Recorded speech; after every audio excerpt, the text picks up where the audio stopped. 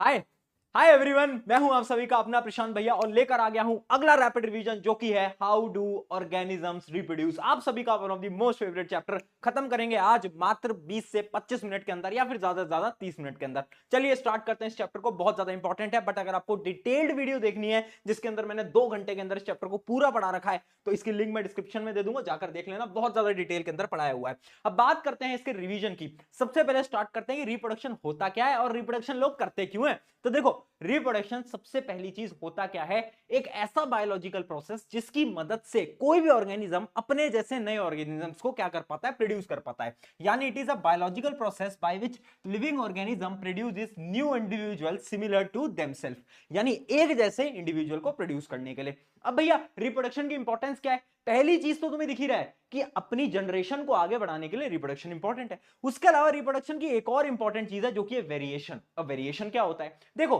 Reproduction में होता क्या है ना, जब भी एक पेरेंट से नए सेल्स जनरेट होते हैं ना, तो होता क्या है ना कि डीएनए जो होता है आपकी बॉडी का वो कॉपी होता है।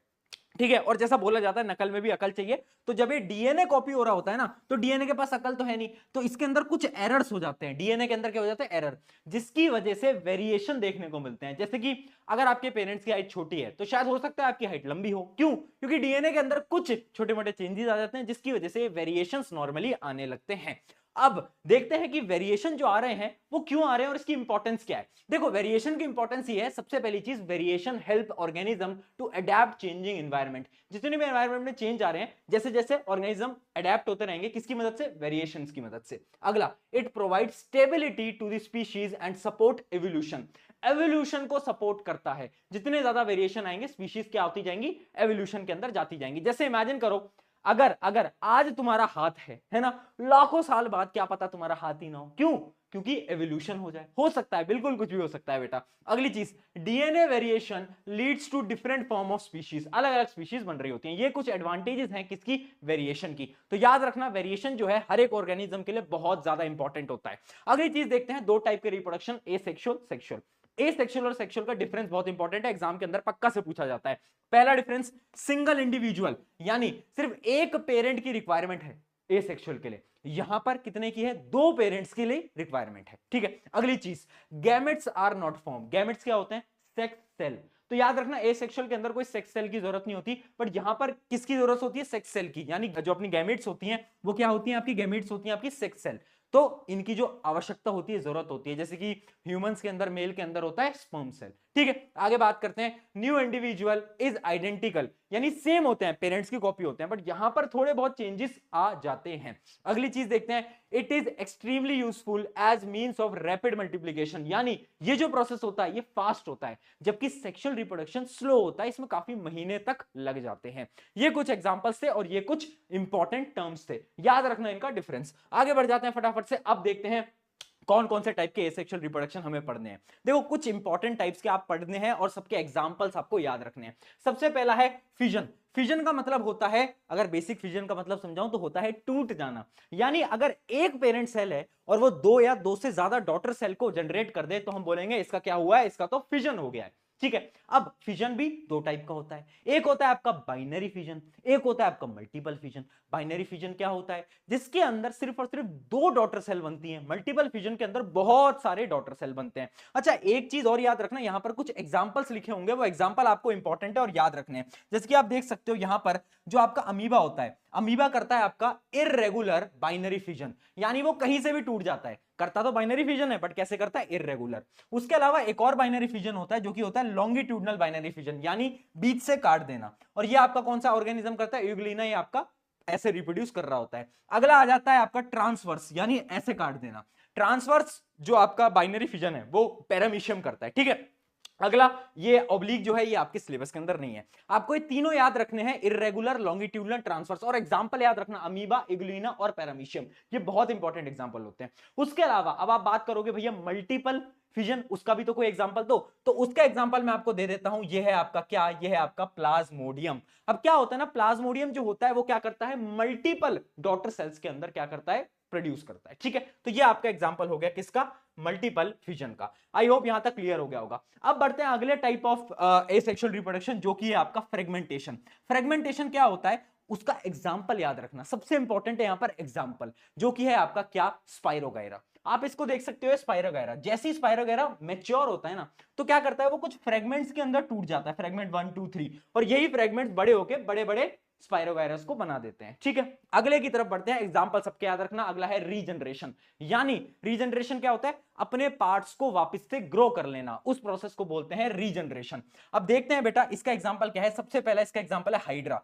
हाइड्रा को अगर आप काटोगे तो जितने भी पीसेस होंगे ना, उससे नए ऑर्गेनिज्म बन जाएंगे। कितनी अच्छी सुपर पावर है। अगला है प्लेनेरिया, अगर प्लेनेरिया को काटोगे तो उतने ज्यादा प्लेनेरिया बन जाएंगे। तो ये एग्जांपल है किसके, रीजनरेशन के। अगली चीज देखते हैं, अगला है आपका बडिंग। बडिंग क्या होता है, एक बड फॉर्म होता है बॉडी के ऊपर, जिसकी आप देख भी सकते हो, हाइड्रा करता है बडिंग।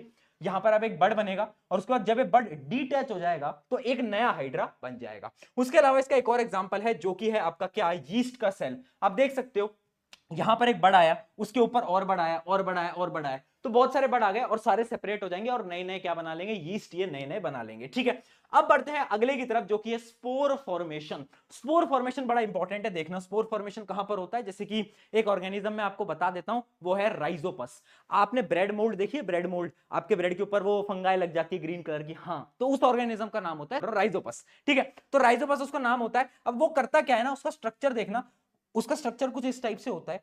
ये जो है ना स्पोरेंजियम, इसके अंदर स्पोर्स होते हैं, बड़े छोटे छोटे दाने होते हैं। अब क्या होता है, दाने फैल जाते हैं और जैसे ही फैलते जाते हैं तो ये रिप्रोड्यूस करते जाते हैं और नए नए नए नए नए नए प्रोड्यूस होते जाते हैं, है ना। तो बड़ा अच्छा और बड़ा फास्ट प्रोसेस है। और याद रखना, ये जो स्पोर फॉर्मेशन होता है, it is the fastest process, बहुत फास्ट होता है, क्योंकि स्पोर्स की मदद से स्प्रेड करना बहुत आसान होता है। चलिए अब बढ़ जाते हैं आगे और अब देखते हैं हम क्या, वेजिटेटिव प्रोपगेशन। अभी तक हमने कुछ ऑर्गेनिज्म की बात करी जो कि यूनिसेलुलर मल्टीसेलुलर थे, अब हम बात कर रहे हैं कुछ प्लांट्स की। प्लांट्स जो हैं अपने वेजिटेटिव पार्ट्स की मदद से रिप्रोडक्शन कर लेते हैं। वेजिटेटिव पार्ट्स क्या होते हैं, स्टेम, रूट और लीफ। ठीक है, अब ये जो वेजिटेटिव प्रोपगेशन है दो टाइप का होता है, एक तो होता है नेचुरल जो कि प्लांट खुद कर लेंगे, एक आर्टिफिशियल जो कि हम कराएंगे। ठीक है, तो आपका जो नेचुरल है वो कैसा होता है, बाय अंडरग्राउंड स्टेम। आपने देखा होगा पोटैटो जो है स्टेम में जाता है और वो खुद से ही एक नया पोटैटो उग जाता है। उसके अलावा बाय लीफ, एक लीफ का एग्जांपल याद रखना, ब्रायोफिलम। ब्रायोफिलम एक ऐसी लीफ है जिसके ऊपर नए पौधे उग जाते हैं, लीफ के ऊपर ही नए पौधे उग जाते हैं ऑटोमेटिकली। अगला बाय रूट, बाय रूट का एग्जांपल होता है स्वीट पोटैटो।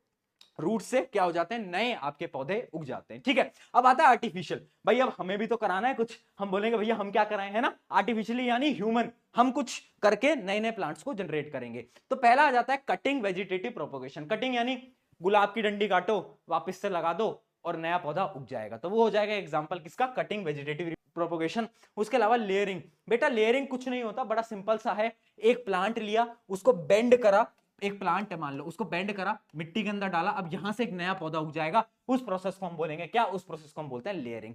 ठीक है, अगला आ जाता है ग्राफ्टिंग। ग्राफ्टिंग के अंदर अपन क्या करते हैं, मान लो एक पेड़ था, है ना, उसकी रूट्स हैं, ये रूट्स हैं, है ना, रूट्स हैं, उस पेड़ के ऊपर हम कोई दूसरा पेड़ लगा देंगे। मान लो ये मैंगो ट्री है और हमने इसको ऊपर जोड़ दिया, एक दूसरा ट्री लगा दिया इसके ऊपर जो कि एप्पल ट्री, और इन दोनों को यहां से क्या कर दिया, बांध दिया, है ना। तो अब ये जो ट्री बनेगा ना नया, उसके अंदर दोनों प्रॉपर्टीज होंगी एप्पल और मैंगो की, है ना। तो इस प्रोसेस को हम बोलते हैं क्या, ग्राफ्टिंग। ठीक है, और एक चीज याद रखना, ये जो नीचे वाला है इसको हम बोलते हैं स्टॉक, और ये जो ऊपर वाला है इसको हम बोलते हैं स्कियोन। ठीक है, नीचे वाला स्टॉक, ऊपर वाला क्या, स्कियोन। यहां तक की सारी चीज समझ आ गई। अब सबसे इंपॉर्टेंट क्या है, benefits of vegetative propagation. Vegetative propagation करने की जरूरत क्या है, बेनिफिट्स होंगे, और ये सवाल बोर्ड के अंदर बार बार पूछा जाता है। पहली इंपॉर्टेंट चीज, क्विक एंड चीप मेथड, बड़ा सिंपल, आसान और फास्ट मेथड है। अगली चीज, डिसीज फ्री प्लांट, प्लांट के डिसीज फ्री प्लांट एकदम हम इससे प्रोड्यूस कर सकते हैं। अगला डिजायर ट्रेट, हम प्लांट्स के ट्रेड्स जो हैं, उसके जो फीचर्स हैं हमारे अकॉर्डिंग हम डिसाइड कर सकते हैं। अगला genetically identical, same same plants बना सकते हैं। लास्ट ऑलमोस्ट 100% सर्वाइवल रेट, यानी जो भी नया पौधा उगेगा उसकी सर्वाइवल रेट, जिंदा रहने की जो चांसेस है वो 100% तक रहती है। ठीक है, ये हो गया आपका पूरा वेजिटेटिव प्रोपगेशन। अच्छा, एक चीज और होती है जिसको हम बोलते हैं टिश्यू कल्चर। टिश्यू कल्चर कुछ नहीं होता, लेबोरेटरी के अंदर जाकर एक प्लांट के टिश्यू की मदद से पूरे प्लांट को उगा देना, उस प्रोसेस को बोलते हैं टिश्यू कल्चर। ये बोर्ड के अंदर पूछा नहीं जाता, थोड़ा आउट ऑफ द सिलेबस भी है। चलिए आगे बढ़ जाते हैं, अब बात करते हैं सेक्सुअल रिप्रोडक्शन। सबसे पहले जानेंगे सेक्सुअल रिप्रोडक्शन इन प्लांट्स, फिर ह्यूमंस की बात करेंगे। ठीक है, तो प्लांट्स की बात करते हैं, फटाफट से आ जाओ, ध्यान लगाओ, फोकस लगाओ, बहुत इंपॉर्टेंट है। डायग्राम की मदद से पूरे के पूरे प्रोसेस को समझ लेंगे। ये आप डायग्राम देख पा रहे होगे। सबसे पहले आप ध्यान देना पेटल्स की तरफ, ये जो आप पिंक कलर का देख पा रहे हो ये है पेटल्स, है ना। पेटल्स क्या करते हैं, पेटल्स जो है एक तरीके से कलर देते हैं आपके किसके, फ्लावर को। उसके अलावा आप ये देख सकते हो सेपल जो है ग्रीन कलर की लीव्स, ये क्या करते हैं, जब आपका बड होता है, जब आपका जो फ्लावर है वो खिला नहीं होता ना, तो उसको प्रोटेक्ट करते हैं, है ना। जो बड जो होता है उसको प्रोटेक्ट कौन करता है, आपके सेपल्स करते हैं। अब आ जाते हैं मेन फीचर्स की तरफ। ये जो आप डंडियां देख पा रहे हो और उसके ऊपर आप ये स्ट्रक्चर देख पा रहे हो, ये जो पूरी की पूरी ये जो आप डंडी देख पा रहे हो सारी, इनको हम बोलते हैं क्या, इनको हम बोलते हैं फिलामेंट। और ये जो आप ऊपर देख पा रहे हो इसको हम बोलते हैं क्या, इसको हम बोलते हैं एंथर, है ना। और एंथर और फिलामेंट मिलाकर प्लांट्स का मेल रिप्रोडक्टिव पार्ट बनाते हैं, और इनको कलेक्टिवली हम क्या बोलते हैं, कलेक्टिवली हम इसको बोलते हैं स्टेमन। याद रखना, कलेक्टिवली हम इसको बोलेंगे स्टेमन, ठीक है। ये हो गया पूरा का पूरा स्टेमन, है ना। अब एंथर के अंदर क्या होते हैं, पोलन ग्रेन्स होते हैं। पोलन ग्रेन्स क्या करते हैं, पोलन ग्रेन के पास है क्या, मेल गैमेट। मेल गैमेट क्या होता है बेटा, मेल सेक्स सेल। तो यानी इसके अंदर पोलन ग्रेन के अंदर क्या है, मेल गैमेट, ठीक है। अब बात करते हैं और प्लांट्स के जो पार्ट्स हैं। ये आप जो ऊपर का पार्ट देख पा रहे हो इसको बोलते हैं स्टिग्मा, है ना बेटा। स्टिग्मा के नाम से ही लग रहा है कुछ चिपचिपा सा होगा, स्टिकी सब्सटेंस होगा। तो स्टिग्मा के ऊपर होता है कोई स्टिकी टाइप का सब्सटेंस। उसके अलावा जो ट्यूब आप देख पा रहे हो, इस ट्यूब को बोलते हैं स्टाइल। क्या बोलते हैं, स्टाइल। और ये जो आप देख पा रहे हो इसको हम क्या बोलते हैं, ओवरी। और ओवरी के अंदर जो है वो होता है ओव्यूल। और बेटा जो ओव्यूल होता है उसके अंदर होता है फीमेल गैमेट। तो अब प्रोसेस समझना, बड़े आसान तरीके से समझा दूंगा, मजा आ जाएगा तुम्हें कि रिप्रोडक्शन कैसे हो रहा है फ्लावर के अंदर। देखना, सबसे पहले पोलन ग्रेन कहां थे, एंथर के अंदर, है ना। अच्छा एक चीज और, ये जो तीनों पार्ट्स है ना फीमेल वाले, इन तीनों, ये जो तीनों स्टिग्मा, स्टाइल और ओवरी, इन तीनों को मिलाकर बनता है आपका फीमेल रिप्रोडक्टिव पार्ट। और इसको कलेक्टिवली हम बोलते हैं पिस्टल, है ना। वो वाला पिस्टल नहीं जो यूपी बिहार में चलती है, दूसरी वाली पिस्टल, या फिर कार्पेल भी बोलते हैं, आप पिस्टल याद कर लो, ठीक है। इसको हम बोलते हैं कलेक्टिवली पिस्टल। अब देखना बेटा, एंथर के पास पोलन ग्रेन के पास मेल गैमेट, ठीक है। तो क्या होगा कि पोलन ग्रेन अलग अलग तरीकों से यहां पर आ जाएगा, ठीक है। यहां पर आ जाएगा, कैसे आएगा, उस प्रोसेस को बोलते हैं पॉलिनेशन, उसके बारे में बात करेंगे। अब यहां पर जब वो पोलन ग्रेन आ गया तो क्या करेगा, वो एक ट्यूब बनाएगा, एक ट्यूब बनाएगा, और वो ट्यूब जाएगी अंदर, कहां तक, ओवरी तक, ओव्यूल तक वो ट्यूब जाएगी, ठीक है। एक ट्यूब बना ली। अब उस ट्यूब की मदद से अपने मेल गैमेट को अंदर भेजेगा। मेल गैमेट अंदर जाएगा और कहां पर जाएगा, ओव्यूल के पास। और मेल गैमेट फीमेल गैमेट दोनों मिल जाएंगे। और जब भी मेल और फीमेल गैमेट मिलते हैं तो याद रखना क्या होता है, फर्टिलाइजेशन। फर्टिलाइजेशन से क्या बनता है, एक नया सेल बनता है बेटा, जिसको हम बोलते हैं क्या, जाइगोट। क्या बोलते हैं बेटा, जाइगोट। यहां तक की कहानी आई होप आपको समझ में आ गई होगी, प्लांट्स के पार्ट्स आपको पता चल गए होंगे। ये आप देख सकते हो, जैसे ही पोलन ग्रेन यहां पर आया तो पोलन ग्रेन ने बेटा क्या करा, उसने एक ट्यूब बनाई, देख सकते हो, उसने एक ट्यूब बनाई जिसको हम बोलते हैं पोलन ट्यूब। क्या बोलते हैं, पोलन ट्यूब। अब ये ट्यूब बनाई और इसकी मदद से उसने क्या करा, उसने अपने मेल गैमेट्स को अंदर भेजा, और वो कहां पर गए, फीमेल के पास, है ना। मेल फीमेल मिले, फर्टिलाइजेशन, और क्या बन गया, जाइगोट बन गया। बहुत बढ़िया, यहां तक की कहानी पूरी की पूरी आपको समझ में आ गई हो तो अब हम बढ़ जाते हैं आगे। देखो प्लांट बेसिकली क्या होते हैं, दो टाइप के होते हैं प्लांट्स होते हैं। एक तो होते हैं आपके बाइसेक्सुअल।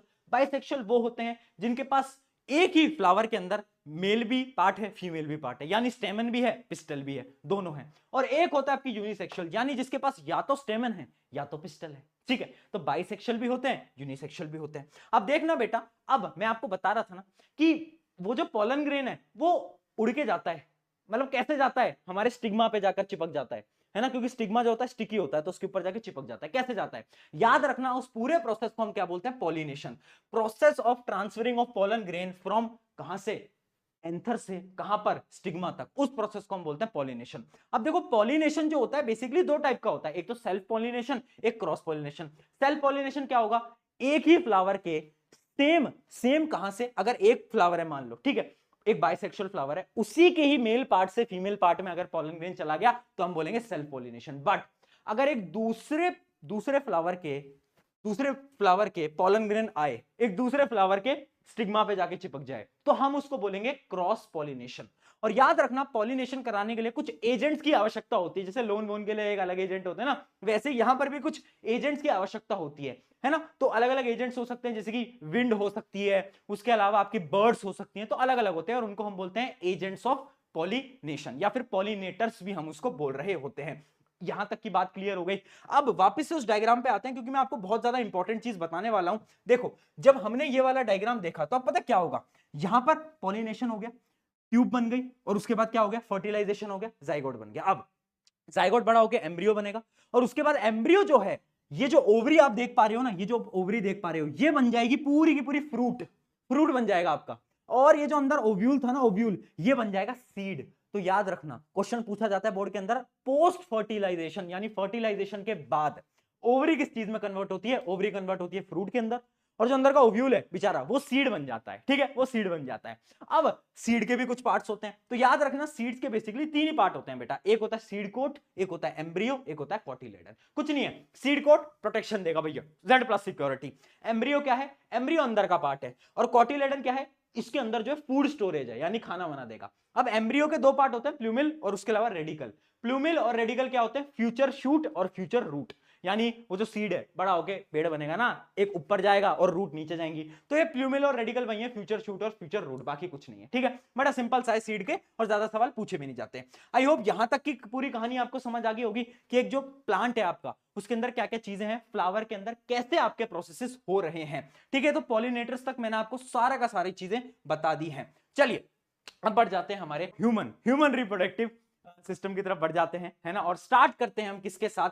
एक टॉपिक जो कि प्यूबर्टी। बेटा प्यूबर्टी क्या होता है, ध्यान से समझ लेना। प्यूबर्टी एक ऐसा पीरियड होता है लाइफ का जब मेल या फिर फीमेल दोनों के अंदर क्या होता है, जो आपके सेक्स सेल होते हैं वो बनना स्टार्ट हो जाते हैं, है ना। सेक्स सेल बनना स्टार्ट हो जाते हैं, उस जो टाइम है उसको हम बोलते हैं क्या? प्यूबर्टी। ठीक है, और क्या चेंजेस होते हैं गर्ल्स के अंदर और मेल के अंदर, दोनों के अंदर बहुत सारे चेंजेस होते हैं, जैसे बॉडी हेयर्स ग्रो करने लग जाते हैं, बहुत सारे हार्मोन्स ग्रो करने लग जाते हैं, ऐसे बहुत सारे अलग अलग प्रकार के चेंजेस होते हैं जैसे ही प्यूबर्टी आपकी हिट होती है। ठीक है, अब बात करते हैं, देखो एक चीज समझ लो, मेल के अंदर है स्पर्म सेल, ठीक है, फीमेल के अंदर है एग सेल, या फिर हम इसको क्या बोलेंगे? ओवम भी बोलेंगे। ठीक है, एग सेल या फिर ओवम दोनों बोलेंगे। याद रखना प्रोसेस क्या होता है, एक एक करके जान लेते हैं। सबसे पहले मेल पढ़ते हैं, फिर फीमेल पे आएंगे। देखो मेल रिप्रोडक्टिव ऑर्गन में क्या है, ये डायग्राम बहुत ज्यादा इंपॉर्टेंट है और ध्यान से समझना, डायग्राम की मदद से स्टोरी वे में हम समझ लेंगे। ये जो आप नीचे देख पा रहे हो, ये होता है स्क्रोटम। स्क्रोटम एक ऐसा मस्कुलर चीज होती है जिसके अंदर आपके टेस्टीज होते हैं। अब टेस्टीज बहुत इंपॉर्टेंट है, इसके दो काम है क्या? एक तो टेस्टोस्टेरोन हार्मोन बनाता है, और ये क्या करता है? आपके जो स्पर्म सेल है वो यही बनाएगा। ठीक है, अब क्या होगा, आपकी जो स्पर्म सेल है वो एक ट्यूब है, ये जो ट्यूब आप देख पा रहे हो इसको हम बोलते हैं वास डेफरेंट। क्या बोलते हैं? वास डेफरेंट। इसकी मदद से स्पर्म सेल को ऊपर ले जाएगा। अब जैसे ही ऊपर ले जाएगा तो दो गुंडे बैठे होंगे। कौन है दो गुंडे? दो गुंडों का नाम है, एक तो है आपका सेमिनल वेसिकल और एक है आपका प्रोस्टेट ग्लैंड। अब ये दोनों गुंडे बोलते हैं हम आपकी मदद करेंगे। हमने पूछा कैसे मदद करोगे? तो ये कुछ लिक्विड सब्सटेंस दे देते हैं जो कि स्पर्म सेल में मिल जाता है। अब उससे क्या होता है? उससे बहुत कुछ होता है, ध्यान से रखना। ये कुछ ऐसी चीजों को ऐड करते हैं जिसकी मदद से क्या होता है, आपके स्पर्म सेल को नरिशमेंट मिल जाता है और बहुत इजीली वो ट्रेवल कर पाता है। और अब ये जो आपका स्पर्म सेल था ये मिलजुल के बन जाता है सीमेन। क्या बन जाता है बेटा? सीमेन। ठीक है, अब ये बन चुका है सीमेन। अब ये क्या होता है, आपका स्पर्म सेल आगे आता है और ये जो आप देख पा रहे हो यूरेथ्रा, और ये आपका पीनस है और ये यूरेथ्रा है। यूरेथ्रा की मदद से क्या होता है, आपका जो सीमेन है वो बाहर चला जाता है। ठीक है, तो मेल का तो पूरा का पूरा ये पार्ट था, है ना। अब एक चीज याद रखना, स्क्रोटम की एक चीज याद रखना कि जो ये जो आप स्क्रोटम देख पा रहे हो ये बॉडी के आउटर पार्ट में क्यों होता है, क्वेश्चन पूछा जाता है। क्योंकि पहली चीज, एक तो ये क्या करता है, स्पर्म प्रोडक्शन को रेगुलेट करता है ना, स्पर्म प्रोडक्शन को। क्योंकि इसका जो टेम्परेचर है ना बेटा वो बॉडी से डिफरेंट रहना चाहिए, है ना। जो स्पर्म प्रोडक्शन के लिए जो टेम्परेचर है ना वो थोड़ा अलग होना चाहिए। इस वजह से आपका ये जो स्क्रोटम है ये बाहर होता है बॉडी के। ठीक है, ये एक इंपॉर्टेंट फीचर है। आई होप यहां तक आपको समझ आ गया होगा। स्क्रोटम, टेस्टिस, वास different, seminal vesicle, prostate gland और आपका क्या है, यूरेथ्रा पेनिस। ये डायग्राम बहुत इंपॉर्टेंट है, इसको आपको याद रखना है। ठीक है, चलिए बेटा अब बढ़ जाते हैं आगे फटाफट से। अब देखते हैं क्या कि प्रोसेस होता क्या है। तो उसके लिए आपको एक बार फीमेल और बता देता हूं, फिर आपको रिप्रोडक्शन बता दूंगा। देखो अब ये फीमेल है, ये आप देख पा रहे हो वेजाइना है, ये जो बीच में आप देख पा रहे हो ये है क्या, सिर्विक्स। अब देखना बेटा ये बीच में क्या है, यूट्रस, है ना। तो अब ये जो यूट्रस और वेजाइना को जो सेपरेट करता है ना बीच से, इसको हम बोलते हैं क्या, सर्विक्स। अब देखना इसमें जो ट्यूब लाइक स्ट्रक्चर है जिसको हम बोलते हैं फेलोपियन ट्यूब, और फेलोपियन ट्यूब के एंड में है ओवरी। ये क्या है, ओवरी। ओवरी क्या करेगी, फीमेल गैमेट यानी ओवम को रिलीज करेगी, है ना। किसको, ओवम को या फिर एग सेल को रिलीज करती है। ठीक है, अब देखना बेटा होगा क्या, स्पर्म सेल जो है वो आएगा यहां से अंदर जाएगा, और स्पर्म सेल बेचारा जाते जाते जाते जाते जाते फेलोपियन ट्यूब में जाएगा। और अगर यहां पर ओवरी ने एग को रिलीज कर रखा होगा तो स्पर्म सेल और जो फीमेल सेल है वो दोनों क्या कर जाएंगे, फर्टिलाइज कर जाएंगे। तो साइट ऑफ फर्टिलाइजेशन क्या है, एमसीक्यू के अंदर क्वेश्चन आता है, फेलोपियन ट्यूब। फेलोपियन ट्यूब के अंदर क्या होता है, फर्टिलाइजेशन होता है। उसके बाद क्या होगा, आपका जाइगोट बन जाएगा। अब जो जाइगोट है वो बाहर की तरफ आएगा और वो यहां पर आकर इंप्लांट हो जाएगा, है ना। यहां पर आकर क्या हो जाएगा, इंप्लांट हो जाएगा। और इस प्रोसेस को हम बोलते हैं इम्प्लांटेशन। इस प्रोसेस को हम क्या बोलते हैं बेटा, इस प्रोसेस को हम पूरे के पूरे बोल रहे होते हैं इम्प्लांटेशन। यानी आपका आया जाइगोट और यहां पर आके इंप्लांट हो गया। अब जैसे ही फीमेल के अंदर, याद रखना, जैसे ही ओवरीज एग को रिलीज करती है ना, तो ये जो आप देख पा रहे हैं यूट्रस, ये अपनी वॉल्स को थिक कर लेती है, अपनी वॉल्स को क्या कर लेती है बेटा, थिक कर लेती है ना, एक वॉल बना लेती है अपने अराउंड, जिसको हम बोलते हैं एंडोमेट्रियम। अब उस वॉल का काम क्या है, उस वॉल का काम होता है कि अगर जाइगोट आएगा तो जाइगोट को भाई अच्छी जगह तो मिलनी चाहिए बैठने की, मेहमान आते हैं तो घर पे सोफा वोफा लगाते हैं ना, कि भाई अच्छी जगह मिलनी चाहिए, अच्छी तरीके से वो यहाँ पर रह पाए, तो इस वजह से वो अपनी वॉल्स को क्या कर लेती है, थिक कर लेती है यूट्रस, ठीक है। अब ये जाइगोट यहां पर आ जाता है, फिर जाइगोट धीरे धीरे एम्ब्रियो बनता है, एम्ब्रियो फीटस बनता है, और फीटस क्या बन जाता है, न्यू बॉर्न बेबी के अंदर कन्वर्ट हो जाता है। तो ये आपकी पूरी की पूरी कहानी होती है, बट ये कहानी अभी तक खत्म नहीं हुई है, कुछ और प्रोसेसेस हैं जो कि आपको याद रखने हैं।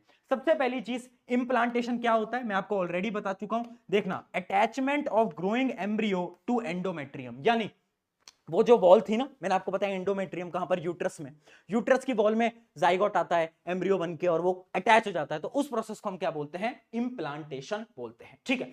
अब देखना बेटा, बहुत ज्यादा इंपॉर्टेंट चीज जो मैं आपको बताने जा रहा हूं वो है प्लेसेंटा, ये बहुत इंपॉर्टेंट है, डबल स्टार मार्क कर लेना। अब भैया फीटस बन रहा है, तो फीटस को न्यूट्रिशन कैसे मिल रहा है, बेबी बड़ा हो रहा है, न्यूट्रिशन कैसे मिल रहा है, वो मिल रहा है उसे प्लेसेंटा की मदद से। प्लेसेंटा तुम जोमेटो स्विगी के नाम से सीख सकते हो, जैसे जोमेटो स्विगी क्या करते हैं, फूड को डिलीवर करते हैं ना, प्लेसेंटा भी वही करेगा, मदर के ब्लड से फूड और मिनरल्स को क्या करेगा, बेबी तक पहुंचाएगा, यानी एम्ब्रियो तक पहुंचाएगा, ठीक है। और जितना भी वेस्ट पार्टिकल होगा एम्ब्रियो क्या, वो मदर तक पहुंचाएगा, है ना। तो ये एक तरीके से स्विगी जोमेटो की तरह कर रहा है, खाने को इधर उधर कर रहा होता है। तो याद रखना, प्लेसेंटा क्या होता है, स्पेशलाइज्ड टिश्यू होता है, जिसकी मदद से फूड और न्यूट्रिएंट्स आपके ग्रोइंग एम्ब्रियो को क्या कर पाते हैं, मिल पाते हैं, ठीक है। कैसे मिल पाते हैं, तो याद रखना, ये जो प्लेसेंटा होता है इसकी वॉल्स पे विलाय होते हैं, विलाय हमने पहले चैप्टर के अंदर लाइफ प्रोसेस के अंदर पढ़ा था, ठीक है। विलाय होते हैं, वो क्या करते हैं, वो लार्ज सरफेस एरिया देते हैं टू अब्जॉर्प्शन, है ना। तो जितना भी न्यूट्रिएंट्स आते हैं फीमेल की ब्लड के अंदर, जो आपकी मदर के ब्लड के अंदर, वो सारे के सारे न्यूट्रिएंट्स को अब्सॉर्ब करके वो क्या करता है, यहां पर भेज देता है। किसकी मदद से हो पा रहा है सारा काम, प्लेसेंटा की मदद से। तो याद रखना, ऑक्सीजन वगैरह जितनी भी चीजों की सप्लाई है कौन कर रहा है भैया, ये कर रहा है प्लेसेंटा। तो प्लेसेंटा की वजह से जो बेबी है वो बड़ा हो पाता है, फीटस के अंदर कन्वर्ट होता है और फिर फाइनली बेबी के अंदर बन पाता है, ठीक है। अब अगली बात करते हैं मेंस्ट्रुएशन साइकिल के बारे में। मेंस्ट्रुअल साइकिल, देखो मेंस्ट्रुअल साइकिल क्या होती है, देखना, बेसिकली एक चीज मैंने आपको बताई, हर मंथ, याद रखना एवरी मंथ क्या होता है, जो फीमेल ओवरी है वो एग को प्रोड्यूस करती है। अब क्या हुआ, दो कंडीशन है, जैसे ही समझना, जैसे ही एग को रिलीज करा, तो भाई जो यूट्रस थी वो तो खुश हो गई, यूट्रस ने बोला कि हम तो अपनी वॉल्स को थिक कर लेते हैं, क्योंकि मेहमान आएंगे तो सोफे पे तो बैठाना पड़ेगा, तो एंड्रोमेट्रियम थिक हो जाती है। अब क्या होता है भैया, दो कंडीशन बनती हैं, या तो स्पर्म सेल आ जाए और फर्टिलाइजेशन आज हो जाए, या तो फर्टिलाइजेशन हो जाए तो भैया जाइगोट आएगा और वो सोफे पे बैठ जाएगा। बट एक ऐसी भी तो कंडीशन बन सकती है कि क्या होगा, फर्टिलाइजेशन नहीं होगा।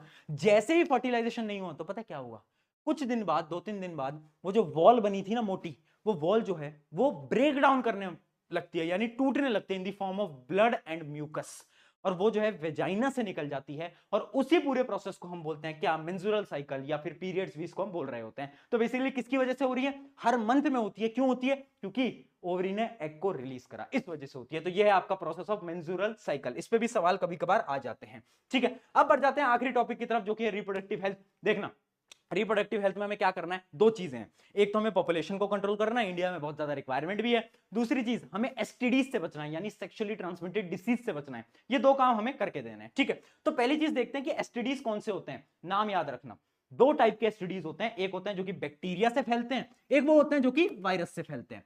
नाम याद रखना, बस इतना कर लेना। पहली चीज, बैक्टीरिया के एग्जांपल है गोनोरिया और syphilis, gonorrhoea syphilis by the help of bacteria. उसके अलावा वायरल, जो वायरस है उससे कौन फैलता है, एड्स, एड्स के बारे में सबको पता ही होगा। उसके अलावा वॉट्स एक और होता है। तो वॉट्स और एड्स किसकी मदद से, वायरस, और ये बैक्टीरिया की मदद से। ये बस एग्जांपल याद रखना, कभी कभार एमसीक्यू के अंदर क्वेश्चन पूछ लिया जाता है। अब देखते हैं सम कॉमन कॉन्ट्रासेप्टिव डिवाइसेस, यानी अगर हमें पॉपुलेशन कंट्रोल करना है तो हमें कॉन्ट्रासेप्टिव मेथड्स का यूज करना पड़ेगा। कौन से हैं, 4 प्रकार के हैं, बड़े सिंपल हैं। पहला है मैकेनिकल मेथड, यानी हम बात कर रहे हैं इसके अंदर कॉन्डम्स की, जो कि फर्टिलाइजेशन को रोक देते हैं। अगला होता है आपका केमिकल मेथड। केमिकल मेथड्स के अंदर बहुत सारी पिल्स आती हैं, कुछ ऐसी पिल्स आती हैं जिससे कि आपका जो फर्टिलाइजेशन है, जो एग फॉर्मेशन है फीमेल के अंदर, उसको रोका जा सकता है। और अगला मेथड होता है आईयूसीडी। वैसे केमिकल मेथड जो है वो सजेस्ट नहीं किया जाता क्योंकि उसके साइड इफेक्ट होते हैं। आईयूसीडी, आईयूसीडी क्या है, इंट्रा यूट्रीन कॉन्ट्रासेप्टिव डिवाइसेस। इसमें क्या होता है, सर्जरी के थ्रू एक कॉपर टी होता है जो कि फीमेल के वेजाइना में इंसर्ट किया जाता है, यानी सर्जरी के थ्रू। अब होता क्या है, स्पर्म सेल जाता है, स्पर्म सेल को कहां जाना था, फेलोपियन ट्यूब में, बट वो रुक जाता है। क्यों? क्योंकि वहां पर उसकी रुकावट में कॉपर टी। तो जैसे ही स्पर्म सेल गया, अब वो रुक गया यहां पर, अब वो आगे नहीं बढ़ पा रहा। अब जब वो आगे नहीं बढ़ पा रहा तो क्या फर्टिलाइजेशन होगा?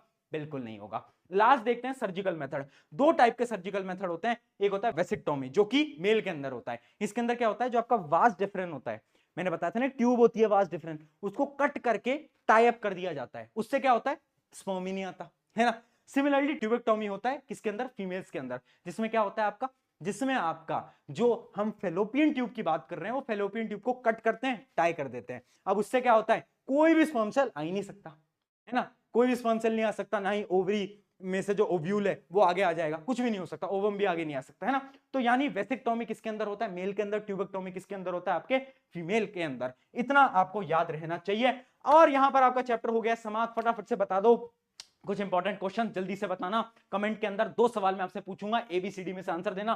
पहला क्वेश्चन ये रहा आपकी स्क्रीन के ऊपर, जल्दी से कमेंट करके बताओ। और दूसरा क्वेश्चन ये रहा आपकी स्क्रीन की तरफ। अगर आपको चैप्टर पसंद आया, अपने दोस्तों के साथ शेयर जरूर करना। शुक्रिया, मिलते हैं नेक्स्ट लेक्चर के अंदर।